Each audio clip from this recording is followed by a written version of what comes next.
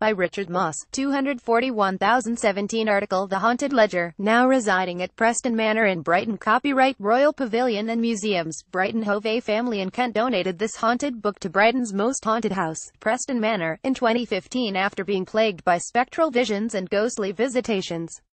The 1915 shop ledger, which was found bricked up in a jeweller's wall in Brighton's East Street during a demolition in the 1980s, was donated by Josephine Benyovitz, who lives in Maidstone but grew up in Hove. It was discovered by her father, Tony Benyovitz, in 1988 when he was demolishing the Shoreland Fuchs shop which closed in 1984.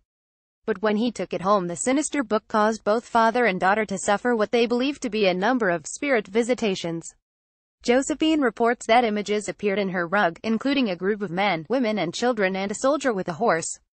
She says that one of the spirits told her that the ledger must be returned to Brighton for the centenary of its first entry, in December 1915, prompting a call to the city's spookiest site, Preston Manor. At first we weren't sure whether we'd take this apparently ordinary, 100-year-old shop ledger, said venue officer Paula Wrightson. But the family impressed on us quite how scared they were of having the book in their keeping. When I had a phone conversation with Josephine, she seemed petrified. The book contained seemingly ordinary entries listing the jewelry sold from the shop which used to occupy a row of shop fronts in central Brighton. Inside the haunted book, copyright Royal Pavilion and Museums, Brighton Hove. Paula Wrightson with the haunted book, copyright Royal Pavilion and Museums, Brighton Hove. When Wrightson eventually agreed to take the book, which has a battered leather binding with a large chunk missing from it, she asked the family deliver it to Preston Manor, which they did immediately from Kent. It sat on my desk for a couple of weeks, she added. During that time I had a meeting with a spiritual medium who was taking part in an event here, and she said she felt the book had bad things emanating from it. For me personally, the most interesting aspect of the book is that the entries show what was sold in the shop exactly 100 years ago. But it remains to be seen whether there's more to it than that.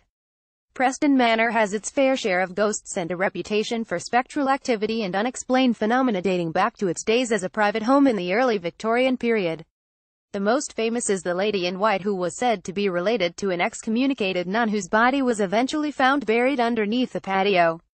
A grey lady is also said to glide down the stairs and disappear into the wall, while over the years hands, bodies and unexplained visitations and whisperings have been experienced by staff and visitors alike.